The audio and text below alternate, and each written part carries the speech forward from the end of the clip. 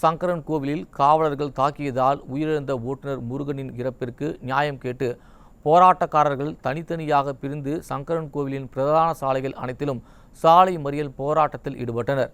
இதனால் சங்கரன் கோவில் நகருக்குள் போக்குவரத்து முற்றிலும் துண்டிக்கப்பட்டுள்ளது. போராட்டம் தீவிரம் அடைந்துள்ளதால் கடைகள் முற்றிலுமாக அடைக்கப்பட்டுள்ளன. பேச்சுவார்த்தையில் ஈடுபட வந்த காவல்துறை கண்காணிப்பாளரை முற்றுகையிட்டு பொதுமக்கள் வாக்குவாதத்தில் ஈடுபட்டனர். சங்கரன் கோவில் காவல்துறையினர் தாக்கி சுற்றுலா வாகன ஓட்டுநர் முருகன் உயிரிழந்த விவகாரத்தில் சமாதானம் பேச சென்ற சங்கரன் கோவில் சட்டமன்ற திமுக உறுப்பினர் ராஜாவை முற்றுகையிட்டு பொதுமக்கள் விரட்டி அடித்ததால் பரபரப்பு ஏற்பட்டது.